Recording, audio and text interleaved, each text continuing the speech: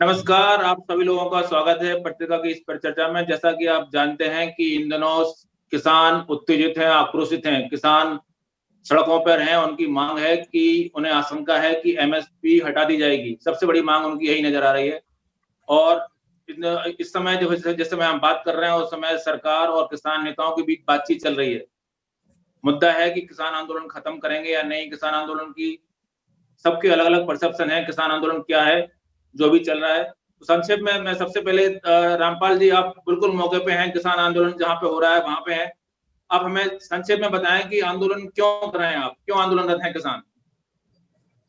स्वतंत्र जी, किसानों को एक दर्द है कि जो उनके उत्पाद है उनकी लागत मूल्य भी उनको प्राप्त नहीं होता है। कारण है, सरकार न्यूनतम समर्थन तो घोषित कर देती है किंतु उसकी खरीद की कोई मैकेनिज्म तैयार नहीं करती। इस कारण से चाहते हुए भी किसान एमएसपी प्राप्त नहीं कर पाता है। और ये तो न्यूनतम मूल्य है, न्यूनतम मूल्य भी किसानों को उनकी पीड़ा है।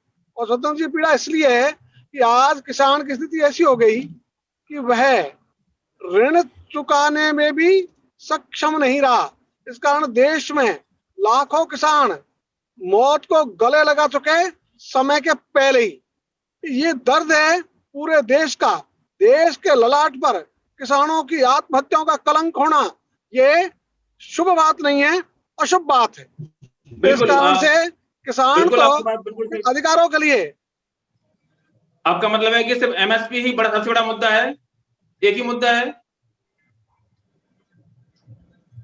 स्वतंत्र जी, फसलों की कीमत उसे प्राप्त हो लागत मूल्य से 1.5 गुना, ये मुद्दा है। और ये मुद्दा सबसे पहले उभर के राष्ट्रीय किसान आयोग की जो रिपोर्ट है उसमें मुद्दा उभर के आया था, जिसमें किसानों को उपजों के कम से कम लागत से 1.5 गुना दाम दिए जाएं। ठीक है। देश में मजदूर से भी कम है, इसलिए उनको ठीक करना है तो सिविल कर्मचारियों का समान हो उनकी। समझ गया, बिल्कुल समझ गया। मैं दूसरा, अब हमारे प्रोफेसर सिंह साहब हैं, प्रोफेसर बीवीजे सिंह हैं, राजस्थान विश्वविद्यालय प्रोफेसर। सर, आपकी नजर में क्या है आंदोलन? क्यों किसान आंदोलनरत हैं, सड़क पर हैं इस समय? आपकी नजर में क्या परसेप्शन है? जी, पहली बात तो ये है कि जो रामपाल जी ने बात कही है, मैं उससे पूर्णतः सहमत हूँ। किसान क्यों आंदोलन पे हैं और उनकी क्या क्या मांगे हैं, ये रामपाल जी बेटर समझते हैं।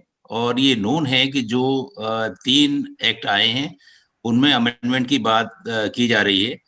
बट जो रामपाल जी ने कहा है कि किसान की जो कॉस्ट ऑफ कल्टीवेशन है, जो लागत है, वो कीमत से ज्यादा है, ये हकीकत है। इसका मतलब मैं ये कह सकता हूँ, किसानों के लिए जो खेती है वो loss of business of loss है कि आप खेती करते हैं फिर भी आप लॉस में रहते हैं। अब बात आती है कि मिनिमम सपोर्ट प्राइस पर सरकार परचेज करे, और जो रामपाल जी ने कहा कि मिनिमम सपोर्ट प्राइस जो है वो कम से कम लागत का 1.5 गुना होना चाहिए। यहाँ समस्या एमएसपी का जो इशू है, जहां तक मैं समझता हूं कि जितने ऑर्डिनेंसेस या जो एक्ट अभी चेंज हुए हैं उनमें किसी लेवल पर मैंने नहीं देखा कि मिनिमम सपोर्ट प्राइस को खत्म किया गया है, विड्रॉ किया गया है। केवल मार्केटिंग के मॉडल्स बढ़ाए गए हैं, कोई मॉडल ब्लॉक नहीं किया गया है। मींस किसान को सुविधा दी गई है कि पहले जहां आपके बेचने का एक चैनल था, अब आपके लिए वो चैनल तो है ही, साथ साथ और चैनल भी खोल दिए गए हैं, आप जहां चाहें बेच सकते हैं। अब इशू ये आता है कि सरकार ये इंश्योर करे कि जैसे राजस्थान सरकार ने कहा है कि मिनिमम सपोर्ट प्राइस पर बिजनेस वालों के लिए जो है कृषि उत्पाद को खरीदना कंपलसरी होगा। ये अपन ध्यान रखें कि मिनिमम सपोर्ट प्राइस का जो कंसेप्ट है वो सरकारी खरीद के लिए है, प्रिक्योरमेंट के लिए है। किसी भी प्राइवेट बायर के लिए मिनिमम सपोर्ट प्राइस हम लीगली सपोर्ट कर पाएंगे नहीं कर पाएंगे, वो एक इशू रहता है। सो एमएसपी जहां तक इशू है, मैं ये मान के चलता हूं कि एमएसपी को खत्म नहीं किया गया है और एमएसपी कंटिन्यू कर रहा है। दूसरे मार्केटिंग के चैनल्स जो हैं इन लॉज के अंदर खोले गए। बिल्कुल, हमारे साथ विज्ञान कोटाले जी भी हैं। विज्ञान कोटाले जी दुग्ध किसान हैं, जिसको बोलते हैं डेयरी फार्मर हैं, और किसानों की आय बढ़ाने का सबसे बड़ा जरिया यही माना जाता रहा है कि किसान कृषि से कभी उतनी आय नहीं कमा सकते जितना जो है ना, अगर जब तक कि उनको दूसरे सपोर्टिंग तरीके से उनको आय ना बढ़ाई जाए, उनके जो कृषि के सह उत्पाद हैं जब तक वो ना बेचें तब तक किसान अपनी आय नहीं बढ़ा सकते। तो विज्ञान जी, आपको क्या लग रहा है, किसान आंदोलनरत हैं तो वो आंदोलन पे आज क्यों है, और आपको क्या लगता है कि कैसे इसमें ठीक हो सकता है, बेटर कैसे हो सकता है, आय कैसे बढ़ सकती है, एमएसपी का क्या राय है आपकी? थैंक यू स्वतंत्र जी। मैं सबसे पहले सबको थैंक्स कहना चाहूंगा, और मैं यहाँ पर एक किसान के नजरिए से बात करना चाहूंगा। आज मैं 13-14 साल पहले बैंकिंग इंडस्ट्री छोड़कर गांव आया था, और अब मैं कई बार कई जगहों पर बात करता हूं, तो किसानों का जो मेरे हिसाब से आंदोलन है, मैं उसके बारे में बाद में आता हूं, लेकिन जो होना चाहिए उस पर बताऊंगा। मुझे किसी कॉलेज में लेक्चर देते वक्त किसी बच्चे ने पूछा, छात्र ने पूछा कि सर ये जो बेचारे किसान हैं, और मैं वहीं उस पर चिल्ला पड़ा, मेरे से गुस्सा काबू नहीं हुआ। मैंने कहा किसान बेचारा नहीं है, बेचारे तुम लोग हो। आप समझिए, मेरी बहुत छोटी सी इकोनॉमिक्स की बात समझिए। किसान इकलौता ऐसा वर्ग है हमारे देश का जो रियल इकोनॉमी बनाता है, क्योंकि वो नेचुरल रिसोर्सेज को, सूरज की रोशनी और पानी को इस्तेमाल करता है जो रिन्यूएबल रिसोर्स हैं, और उनसे ऐसी चीज उत्पाद करता है जो पहले कभी थी नहीं। वो एक्चुअली सृष्टि में चीजें बढ़ा रहा है, और वो हमारा फूड क्रिएटर है इस देश का। और एमएस स्वामीनाथन रिपोर्ट भी ये कहती है कि 77% किसान वर्ग, गांव के लोग मेल नॉरिश हैं, उनको खाना नहीं मिलता। आप सोच रहे हैं कितनी आश्चर्यजनक बात है। जो खाना बनाने वाला वर्ग है वो भूखा है, और हम ये कहते हैं कीमत मत बढ़ाओ, गरीब मर जाएगा। अरे गरीब तो बेचारा खाना बनाने वाला है। ये इस कंट्री की बात हो रही है, देश की, जिसके अंदर जो खाना बनाता है वो सबसे गरीब हो गया है, और आप कह रहे हो खाना मत बढ़ाओ। तो मैं एमएस स्वामीनाथन रिपोर्ट तो 50% कहती है, मेरे हिसाब से 50 नहीं, कम से कम 100% बढ़ना चाहिए minimum support price. And sir सही कर रहे हैं, मिनिमम सपोर्ट प्राइस एटलीस्ट अगले 5 साल तक गवर्नमेंट को बहुत स्ट्रिक्टली फॉलो करना चाहिए। लेकिन विज्ञान जी, जो मिनिमम सपोर्ट प्राइस है वो उसने सरकारी खरीद 6% होती है, 6 से 7% सरकारी खरीद नहीं होती। तो एमएसपी देके भी आप कितने लोगों को दे पाएंगे फायदा? वही बताऊंगा सर, अपने देश की आबादी में खाने पीने वाले बहुत हैं जो खाना चाहते हैं। उसके लिए एक सुझाव था मेरा, जिसके लिए मैंने आज कहा था कि मैं बात भी करना चाहूंगा। ये है, जीएसटी एक वरदान है, जो अगर हम सही से इस्तेमाल करें तो ये एक वरदान था हमारे देश के लिए। आपने हमेशा सुना है, मैं बचपन में सुनता था, भारत सोने की चिड़िया है, भारत सोने की चिड़िया था। तो भारत सोने की चिड़िया था तब राजा महाराजाओं के टाइम पे। तो हमारी सबसे बड़ी आय क्या होती थी राजा की? किसान का कर। वो किसान से टैक्स लेता था, क्योंकि इकोनॉमिक प्रिंसिपल कहता है जो रियल इकोनॉमी क्रिएट कर रहा है उससे टैक्स लो। जीएसटी ये कहता है कि जो खरीदने वाला है वो टैक्स देगा। आप एक बार ये नियम लेके आए, एमएसपी को इंप्लीमेंट करना बहुत आसान हो जाएगा, क्योंकि बिना बिल काटे आप अनाज नहीं खरीद सकते। और अगर आप कहोगे कि साहब मैं तो अनाज इतना महंगा हो गया, मर गया, तो किसान कहेगा मेरे यहाँ आके नौकरी कर ले, मैं पालता हूं तेरे को, फूड फॉर वर्क का प्रोग्राम चालू कर देंगे। लेकिन ये कौन सा न्याय है कि किसान जो खाना बना रहा है आप उसी को ये बताते हो नहीं तेरा दाम ज्यादा है, 10 रुपए का गेहूं होना चाहिए। आप होते कौन हो ये बोलने वाले कि 10 रुपए का गेहूं होना चाहिए? तो किसान नहीं, तो प्रोफेसर सिंह एक 2-3 चीजें लेके आए हैं कि जो है ना, किसान अपनी फसल का मूल्य खुद तय करे, एमएसपी जो भी हो ना हो, कह रहे हैं जीएसटी जरूर हो। तो क्या ये पॉसिबल है कि किसान, ये तो सरकार खुद कह रही है कि, रामपाल जी आप भी थोड़ा ध्यान दें, सरकार तो खुद ही कह रही है कि किसान जितनी मर्जी पे आए उस पर बेचे, सरकार तो खुद ही बोल रही है। तो इसमें विरोध क्या है? आप बेचिए, जिस दाम पे बेचना चाहें बेचिए, मना कर दीजिए सर। देखिए, मैं जो विज्ञान जी ने बात की है उसी बात को आगे बढ़ाता हूं। हमें एक ध्यान सर रखना पड़ेगा कि हर चीज हम सरकार से उम्मीद नहीं कर सकते। मैं 2-3 चीज कहना चाहूंगा कि मैं भी गांव से जुड़ा हुआ ही हूं, खेती से जुड़ा हुआ हूं। एक बात जो हम लोग जब काम करते हैं, जब पता लगता है कि अगर हम कॉस्ट ऑफ कल्टीवेशन देखें कि जो खेती में हम लागत लगाते थे, हमने अपना श्रम, जानवरों का श्रम, अपनी जो खाद बनती थी, उन सबको हमने बाहर ले लिया है। कॉस्ट ऑफ कल्टीवेशन क्यों ज्यादा हुई है? क्योंकि मैं अपना हर काम में आउटसोर्स करता हूं। खाद बाहर से, जुताई बाहर से, अनाज की जो निकालना है उसको बाहर से, हर चीज हमने बाहर से लेना शुरू कर दिया है। और मैं ये जो जितना समझ पा रहा हूँ कि वास्तव में किसान का जो परिवार है उसके लिए पूरे साल के लिए कोई काम खेत पर नहीं बचा हुआ है। जब मेरे लिए काम नहीं बचा हुआ है, अब मैं ये बात करता हूँ कि मेरी जब आय होती है, जब मैं अनाज बेचता हूँ, तब मैं देखता हूँ हम 6 लोग परिवार के कितना हिस्से में आए एक आदमी की, तो ना के बराबर आता है। जो एक गरीब आदमी की आय है करीब-करीब हम वहीं जाके पहुंच जाते हैं। सो मेरा एक पर्सनल जो एक्सपीरियंस ये कहता है कि पहली बात हमें कृषि के ऊपर जो लागत आती है उसको घटाना पड़ेगा किसी भी हालत में। विज्ञान जी उस डेयरी फार्म से जुड़े हुए हैं, वो समझ सकते हैं कि डेयरी फार्मिंग से हमारी एक चेन स्टार्ट होती है जिससे हमारी कॉस्ट काफी रिड्यूस हो सकती है। अब मैं बात आता हूँ, हर चीज की जड़ मिनिमम सपोर्ट प्राइस नहीं है। जब हम ये कहते हैं कि मिनिमम सपोर्ट प्राइस सरकार को 2 गुनी करनी चाहिए, 3 गुनी करनी चाहिए, सरकार 5% लेगी, 3% लेगी, 4% लेगी और वो सारी फसलें नहीं लेगी। आप राजस्थान के अंदर जैसे आते हैं, बाजरा सरकार एमएसपी डिक्लेयर कर सकती है, लेकिन बाजरा सरकार नहीं खरीद सकती, क्योंकि हम सब जानते हैं कि बाजरा खरीद के स्टोर करना संभव नहीं है बहुत समय तक। सो यहाँ पर इशू ये आता है कि एमएसपी आप कल 4 गुनी कर दीजिए, उस एमएसपी को 4 गुना करने से किसान का सामान 4 गुना महंगा नहीं बिक पाएगा, ये आप मान के चलिए। अब मैं बात करता हूं कि सामान कैसे बढ़े, उसकी कीमत को मैं कैसे किसान के हिस्से में ज्यादा आ सकती है। हम जितना सामान बेचते हैं, किसान लोग जितना सामान बेचते हैं वो रॉ फॉर्म में बेचते हैं, हम कहीं भी उसमें वैल्यू एडिशन की बात नहीं करते। जब हम वैल्यू एडिशन की बात नहीं करते हैं तो वैल्यू एडिशन की बात कौन करता है? जो सामान परचेज करता है। तो जितना पैसा हम वैल्यू एडिशन के से में लगता है उससे 4 गुना जो फायदा होता है वो बिजनेस वाले को फायदा होता है। किसान बेसिक एक रॉ मटेरियल की तरह अनाज अपना सप्लाई करता है और उसके बाद उसमें सारा वैल्यू एडिशन जो है बिजनेस करती है।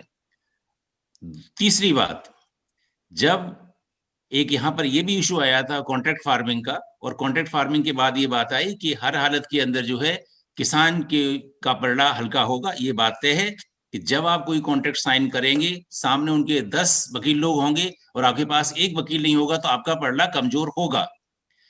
अब यहाँ पर ये तय है जहां पर कि नाबार्ड ने, सरकार ने, फार्मर एसोसिएशन ने, फूड प्रोसेसिंग ऑर्गेनाइजेशन स्ट्रेंथन कर रखी हैं। जहां पर भी एफपीओ स्ट्रॉन्ग हैं, वो किसानों की अपनी ऑर्गेनाइजेशन है, वो किसान की बिहाफ पर बार्गेन करती हैं सामने वाले से कि ये सामान इससे कम में नहीं बिकेगा, मैं कॉन्ट्रैक्ट फार्मिंग अडॉप्ट करूंगा या नहीं करूंगा।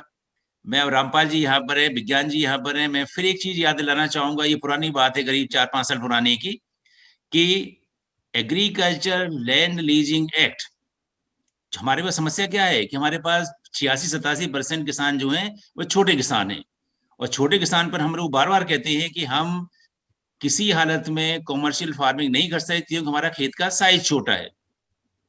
मैं लीज पे इसलिए जमीन नहीं देना चाह रहा हूं क्योंकि एक्ट मुझे सपोर्ट नहीं करता है। ऐसा नहीं कि मैं जमीन दूं और मेरा कोई कब्जा कर ले।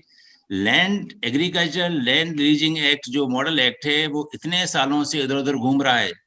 हम क्यों स्टेट गवर्नमेंट को नहीं कहते हैं कि सबसे पहले आप agriculture land leasing act adopt करिए, जिससे हमारा जो टेनेंसी है वो इंश्योर हो कि चाहे XYZ कोई मेरे सामने आता है मेरी जमीन को छू नहीं सकता। तो ये बहुत सारे इश्यूज हैं जिनको हमें निटिग्रिटीज में काम करना है। केवल एमएसपी एक इशू से हमारी समस्या का समाधान नहीं होने वाला है। धन्यवाद। प्रभु सिंह, मैंने अभी एक जगह पढ़ा था कि कोई सज्जन कह रहे थे कि जो बिहार है, बिहार में तो कभी मंडियां रहा ही नहीं, तो मंडी रही नहीं तो फिर वहां पे जो है ना वो कह रहे हैं इसलिए तो वहां किसान गरीब हैं। तो मंडियां के होने से क्या किसान अमीर हो जाएगा क्या? ये क्या सच है क्या कि मंडियां होंगी तो किसान अमीर हो जाएगा? बोले मंडियां हैं तो एमएसपी मिलेगा, एमएसपी तो भाई मंडियां तो इतने साल से हैं ही, मंडियां कहाँ गई है? बिहार के अलावा हर स्टेट में मंडी है। इस स्टेट की बात और गवर्नमेंट लेके आ गई। सबसे गरीब बोलो बिहार के किसान है, सबसे अमीर पंजाब के हैं क्योंकि सबसे गरीब। बिकॉज मैं फिर आपसे कह रहा हूं कि एमएसपी एक भ्रम है। एमएसपी की वजह से किसी हालत में किसान की आय नहीं बढ़ सकती।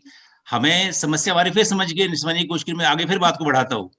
मैंने कहा कि आपका टमाटर चलिए 500 रुपए किलो बिकेगा। जब आप टमाटर बेचने जाएंगे आप कितने दिन रख सकते हैं उसको अपने हाथ में? सुबह से लेकर शाम तक। जब आप शाम को लौटना चाहते हैं उस अनाज को, अपना ट्रैक्टर भरा हुआ है उसको बेच के लौटना चाह रहे हैं, आपके नहीं बिका इस प्राइस पर, तो क्या करेंगे आप? तब हमारे पास फिर वापस एक ऑप्शन है कि मैं सरकार को इस बात को पुश करूं कि अगर ये मंडी है तो इसमें हमारे पास कोल्ड स्टोरेज भी होना चाहिए, कि आज नहीं बिका है तो कल बिकेगा, कोई बात नहीं, लेकिन मैं अपनी प्राइस से कम प्राइस पर नहीं बेचना चाहूंगा। तो इन बहुत सारी चीजों की जरूरत है, केवल एक एमएसपी इशू नहीं हो सकता। मैं सिर्फ एक बात करके ये एग्जाम्पल के तौर पर जोड़ना चाह रहा हूँ। हाँ सर, आप बताएं, जो चर्चा उभर रही है वो कह रहे हैं दो बातें हैं, एक तो एमएसपी सॉल्यूशन नहीं हो सकता, मंडियां सॉल्यूशन नहीं हो सकती, नंबर 3 अगर टैक्सेशन जीएसटी में लाया जाए एग्रीकल्चर को, अगर उसको कर लगाया जाए एग्रीकल्चर पे, तो एक फॉर्मल प्रक्रिया शुरू होगी और सबको बिल देने पड़ेंगे तो किसान अन्नदाता के साथ साथ करदाता बनेगा, उसका साख बढ़ेगी, उसकी इज्जत बढ़ेगी और सब चीजें ऑन रिकॉर्ड आने से एक ट्रांसपेरेंसी आएगी, उसको दाम भी सही मिलेंगे ट्रांसपेरेंसी आने से। कोई ये नहीं कह सकता कि उसने कितने में खरीदी और कितने में नहीं खरीदी। रामपाल जी। स्वतंत्र जी, पहले तो मैं आपको धन्यवाद दूंगा। आज की डिबेट में जिन लोगों को आपने जोड़ा, उन्होंने अपना स्वतंत्र रूप से निर्भीक होकर अपने विचार व्यक्त किए। ये संवाद हमारी ताकत है। असहमतियां, इनका स्वागत होना चाहिए, इसलिए मैं इनका स्वागत भी करता हूं। हमारी समस्या क्या है? हमारी समस्या यह है कि जब तक सरकार खेती में हस्तक्षेप नहीं करती थी, हमारी थी बैल आधारित खेती। जो बैल से बचता था खाद, गोबर, वो खाद के रूप में खेत में काम आता था, और जो खेत से बचता था चारा, वो बैल का काम आता था। तो परस्पर पूरकता थी। बीज किसान खुद तैयार करता था, भंडारण किसान खुद अपने पास रखता था। ये जो उसकी ताकत थी, तो बीज, खाद, कीटनाशक ये तैयार करना, ये सब किसान करता था अपने घर पे। अब क्या हो गया? हमने सबको कर दिया बाजार के अधीन, और ये काम किया हमारी सरकार ने हरित क्रांति के नाम पर। और जब हरित क्रांति की बात हुई, उस समय ही एमएसपी की बात आई, उसके पहले एमएसपी की चर्चा ही नहीं थी। तो ये जब 1967-68 में पहली बार इसकी जब चर्चा हुई, तो एक बाहर के वैज्ञानिक ने यही तर्क दिया कि यदि आपको टेक्नोलॉजी एग्रीकल्चर में लानी है तो उसका खर्चा बहुत होगा, और खर्चे को मीट आउट करने के लिए सपोर्ट प्राइस जरूरी है। यदि सपोर्ट प्राइस आपने नहीं दी तो किसान टेक्नोलॉजी को अडॉप्ट नहीं कर सकेगा। यहां से एमएसपी की चर्चा आई। इसके पहले एमएसपी की चर्चा ही नहीं थी, हमें जरूरत भी नहीं थी। और हम तो वो दिन देखना चाहते हैं जब एमएसपी नहीं रहे। आज तो एमएसपी का मतलब है हमको सपोर्ट। हम तो चाहते हैं हम सपोर्ट देने वाले बने। इसके लिए जरूरी है निवेश आधारित विकास का मॉडल, इस पर मॉडल बने। बिगान जी, अब तो 10 मिनट बचे हैं, आप जल्दी से अपना पक्ष रखें। आपने मुद्दा उठाया है कि, हाँ बताएं। विजयवीर सिंह सर ने बहुत अच्छी बात बोली थी कि प्रोसेसिंग वाले बहुत सारा हिस्सा ले जाते हैं। हमने जो सहज कंपनी शुरू की थी वो इसी उद्देश्य से की थी कि जो फैक्ट्री लगे वो गांव में लगे, और ये मॉडल बनाने का यही पर्पस था। जो मेरी फैक्ट्री दूध की जैसे फैक्ट्री लगी, आगे जाके किसान या पंचायत ही वो फैक्ट्री लगा सकती है। स्थायी नहीं होते, काफी सारी प्रोडक्शन ऐसी है, ये तो अस्थायी बातें होती है सपोर्टिंग को। इसलिए सपोर्ट के भरोसे कभी भी इकोनॉमी सर्वाइव नहीं कर सकती। सपोर्ट तो टाइम बिंग होता है, इसलिए टाइम बिंग किसी को खड़ा करने के लिए सपोर्ट की जरूरत होती है। इसलिए बहुत अच्छी डिबेट आज आपने ये शुरू कराई स्वतंत्र जी। हम तो सोचेंगे कोरोना काल खत्म हो जाए, इस डिबेट को आप आमने सामने बैठकर कराएं, क्यों अभी आमने सामने हम नहीं है। हमारा चित्र आमने सामने है, इसलिए इसमें एक दूसरे से हम प्रश्न नहीं पूछ सकते, एक दूसरे से अपनी जिज्ञासा शांत नहीं कर सकते। सर बिल्कुल सही कह रहे हैं, ये पार्ट टाइम सोल्यूशन था, और एमएसपी जो सपोर्ट है वो भी 5 साल चाहिए। 5 साल में इकोनॉमी अपने आप को सिस्टमेटाइज कर लेती है, लेकिन उतना टाइम चाहिए। और जैसे सर ने कहा कि तुम एमएसपी कर दोगे और प्रोडक्शन इतनी बम्पर हो गई तो माल बिकेगा नहीं, वहां गवर्नमेंट का कंट्रोल सपोर्ट सिस्टम चाहिए। जो चीज ज्यादा कंज्यूमर को ज्यादा हो। लेकिन ये तो पूरा आंदोलन ही एमएसपी के बारे में हो गया। आंदोलन इसलिए क्योंकि आज के दिन आप एमएसपी हटा दोगे तो बर्बाद हो जाएंगे, क्योंकि आपने हमारे को इतना आश्रित कर दिया। एमएसपी मुद्दा सर्वाइवल, आप समझिए यही प्रॉब्लम है हमारे देश में। हम हमेशा सर्वाइवल के लिए लड़ने लग जाते हैं, लॉन्ग टर्म के लिए लड़ ही नहीं सकते, क्योंकि हर बार कोई ऐसा मुद्दा पैदा हो जाता है कि जिसको अगर ठीक नहीं करूंगा तो मैं कल खाना नहीं खा पाऊंगा। तो इसलिए ये ज्वलंत मुद्दा है।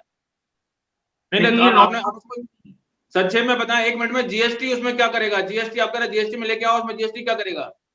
जीएसटी इसको ऑर्गेनाइज कर देगा। सारे फार्मर्स एक्चुअली करदाता बन रहे हैं। किसानों को भी ये पर्सपेक्टिव समझ में आएगा कि जो हमारा पैसा दिया जा रहा है, हमारे को पहले पानी फ्री कर देते हो, फिर कहते हो अनाज सस्ता कर दो। हमें पानी फ्री नहीं करना, हम टैक्स दे रहे हैं सारे का सारी चीजों का। और जब एमएसपी बढ़ाएंगे तो उसमें से एक हिस्सा पंचायतों को एक मॉडल बनाना पड़ेगा, हमें पूरी प्रकरण करना पड़ेगा। वो पंचायतों को थोड़ा सा पैसा, इंक्रीज प्राइस है वो मिलेगा, वो सपोर्ट करेगी लोकल लेवल पे। जैसे सरने का कुछ प्रोसेसिंग हम अपने पंचायत लेवल पे, सरपंच पंच लेवल पे कर सकते हैं। आप सारा रॉ मटेरियल उठा के शहर में लेके जाते हो, वेस्ट से मशीनें खरीद के लाते हो। आप समझिए सबसे बड़ी दुविधा क्या है? एप्पल का फोन 1 लाख रुपए का है, कोई नहीं बोलता ज्यादा है कि सस्ता है कि महंगा है, उसको नहीं चाहिए मिनिमम सपोर्ट प्राइस। जब तक हमारे देश में टेक्नोलॉजी इस काबिल नहीं हो जाती कि हम फॉरेन डायरेक्ट इन्वेस्टमेट लेके ना आए जो कि एक्सपोर्ट करें, तब तक हम ये काम नहीं कर सकते। हमारा प्रोफेसर सिंह सर, क्या जीएसटी से सुलझ जाएगा? मैं 2 मिनट में अपनी बात समाप्त करना चाहूंगा। बेसिकली समराइज करना चाहूंगा कि जो विज्ञान जी ने कहा है वो 2 बातें हमारे सामने निकल के आ रही हैं कि एक तरफ किसान आंदोलन की जो आपने बात शुरू की कि वो ये है कि मिनिमम सपोर्ट प्राइस खत्म हो जाएगा। मिनिमम सपोर्ट प्राइस इशू अब हो नहीं सकता आज के टाइम में। जो सभी लोगों ने कहा, जो रामपाल जी भी कह रहे हैं कि ये शॉर्ट टर्म मेजर हो सकता है। अब बात ये आती है जिसकी हम कहते हैं डायरेक्ट फार्मिंग, कि मैं इतने में सामान बेचूंगा, आपकी मर्जी हो लेके जाइए, आपकी मर्जी हो मत लेके जाइए। जो विज्ञान जी भी कह रहे हैं कि आप मुझसे कहेंगे मैं बिल काटूंगा और उस पर टैक्स लगेगा, बिल्कुल सही आप कह रहे हैं। जब यही बात अब सरकार ने जो ऑर्डिनेंस है वो भी यही कह रहा है कि आप जिसकी आपकी मर्जी हो यहाँ बेचिए, आपकी मर्जी हो कर्नाटका जाके बेचिए, हम आपको इंटरफेयर करने वाले नहीं हैं, आप अपनी खुद प्राइस डिसाइड करेंगे। ये मैं फिर आपसे कह रहा हूं कि जो आप विज्ञान जी कह रहे हैं यही वो लॉबी कह रहा है कि किसी स्टेट में कोई बाउंड्री नहीं है, आप यहां से लेकर कर्नाटका तक जहां भी बेचना चाहें आप बेचिए और जिस प्राइस में बेचना चाहें बेचिए। लेकिन मैं फिर आपसे कहना चाहूंगा कि क्योंकि कृषि उत्पाद जो है, एप्पल का फोन पेरिशेबल आइटम नहीं है। हमारे ज्यादातर उत्पाद पेरिशेबल आइटम हैं जो एक समय सीमा में खराब हो जाएंगे। जब तक मेरे पास उनको स्टोर करने की कैपेसिटी डेवलप नहीं होती, मेरी बार्गेनिंग कैपेसिटी नहीं बढ़ सकती। रामपाल जी, एमएसपी नहीं चाहिए तो फिर क्या चाहिए आपको? 2 मिनट बताएं, एमएसपी नहीं चाहिए तो क्या चाहिए? समराइज करें, खत्म करें। स्वतंत्र जी, अभी तो एमएसपी चाहिए। जो सरकारी हस्तक्षेप है इसको ठीक करने के लिए यही एकमात्र उपाय है। दूसरा मैं कहना चाहूंगा, हम तो ऐसी स्थिति में चाहते हैं हम हमारे उत्पादों का कीमत खुद तय करें, और अभी जो कानून है उसमें ऐसी स्थिति नहीं है कि वो खुद तय करे अपनी कीमत और उसको स्वतंत्रता। ये स्वतंत्रता तो पहले भी थी, नया कुछ नहीं है। ये तो आईवाश है। आईवाश करने के लिए कहा जाता है और किसान को आजाद कर दिया, किसान को स्वतंत्र कर दिया, वो कहीं भी माल बेचे। कोई बताए कानूनी पाबंदी कब थी? पहले भी ये स्थिति थी। इसलिए इनको नए ढंग से, निराधार रूप से, असत्य तथ्यों के आधार पर कहना ये कष्ट की बात है, ये लोगों को चुभता है। इसलिए ऐसे चुभने वाला काम कोई भी नहीं करे और अच्छा काम ये रहे, कृषि को सर्वोच्च प्राथमिकता, सर्वाधिक बजट, सरकारी निवेश ये बढ़ाओ ना। हम प्राइवेट निवेश पर आधारित होंगे तो हम गुलाम होंगे, इसलिए प्राइवेट निवेश का हमको जरूरत नहीं। और अभी जैसे स्टोरेज की कही जाती है, स्वतंत्र जी मैं एक बात कहना चाहूंगा, आज जो ग्राम पंचायतों में पैसा आता है, एक ग्राम पंचायत में कम से कम 1 करोड़ रुपए आता है, और एक 5 लाख टन का स्टोरेज बनाने के लिए, वातानुकूलित स्टोरेज के लिए 50 लाख का खर्चा है। तो हम तो कह रहे हैं कि सरकार केवल और केवल प्रायोरिटी ठीक कर दे, प्रायोरिटी बदल दे कि ये पैसा सबसे पहले स्टोरेज के लिए खर्च होगा। तो आप ये क्यों नहीं करते? विदेश से हम लाएंगे तो हम स्टोरेज ठीक करेंगे। ये विदेशी निवेश के भरोसे हम यदि चलेंगे तो भाई हम आगे नहीं बढ़ सकते। प्रोफेसर सिंह, मैं रामपाल जी की बात से एकदम सहमत हूं, लेकिन देखिए कुछ चीजें हैं जो सरकार के इम्प्लीमेंटेशन इश्यूज हैं, उन पे जाते हैं तो फिर वो चर्चा जो है दूर तक जाती है। इम्प्लीमेंटेशन इशू हर एरिया के अंदर है। ये बात तय है कि हमें पंचायत लेवल पर बात करके तय करना चाहिए कि वहां पर किसानों की रिक्वायरमेंट क्या है, और उस तरह से गवर्नमेंट से फंडिंग आनी चाहिए प्रायोरिटी बेसिस पर, कि सरकार ऊपर से तय नहीं करे। रामपाल जी, जीएसटी में आना चाहेंगे आप? जीएसटी में इसलिए स्वतंत्र जी, हम तो इसमें आना चाहेंगे, जो गांधी बाबा ने इस देश को मॉडल दिया ग्राम राज का, उस और बढ़ना चाहेंगे हम तो। इसलिए जो संविधान जिसमें केवल ग्राम सरकार की एक लाइन में बात कर दी, वो नहीं, ग्राम आधारित सरकार है, तो ग्राम आधारित राज्य, ग्राम राज्य, ये मॉडल चाहिए। इस मॉडल पर चर्चा होनी चाहिए, और फिर कौन सी जीएसटी होगी, कैएसटी होगी, ये बात की चर्चा है। सबसे पहले जरूरत है सारे मॉडल को ठीक करने की, और ये सरकारों को जो हस्तक्षेप बढ़ा है, इस कारण से सारा गड़बड़ हुआ है। तो सरकार हस्तक्षेप कम करे, हस्तक्षेप को दूर करे, केवल जो कमजोर है उसको सपोर्ट देने का काम करे, उसको अवसरों की समानता देने के लिए उसको सपोर्ट देने का काम करे। जब वो अवसरों की समानता मिल जाए, बराबर में खड़े हो जाए, तो फिर आप आराम से ये काम करो ना। और एक मैं कहना चाहूंगा, भेदभाव समाप्त हो। आज भूमि के मामले में तो सीलिंग ला दी कि भाई इतने बीघा से ज्यादा आप नहीं रख सकते, आप पूंजी के मामले में भी करो नहीं, तो आप गरीबी रेखा नहीं अमीरी रेखा बनाओ। कोई भी अमीर इससे ज्यादा धन नहीं रख सकेगा, बनाओ अमीरी रेखा, सारा का सारा धन हिंदुस्तान में गांव तक पहुंच जाएगा, किसी को कोई दिक्कत नहीं रहेगी, न जीएसटी की जरूरत रहेगी, न किसी और टैक्स की जरूरत रहेगी। केवल एक काम कर दो, अमीरी रेखा बनाओ। चलिए, प्रोफेसर विजय सिंह जी, विज्ञान कौटिल्य जी, रामपाल जी, आपका जुड़ने के लिए बहुत बहुत धन्यवाद। क्योंकि चर्चा खत्म हो रही है, लेकिन चर्चा अभी अधूरी ही है, क्योंकि इसमें सबसे पहले तो क्लियर नहीं हुआ कि आंदोलन अगर एमएसपी के लिए नहीं है तो फिर किस लिए था।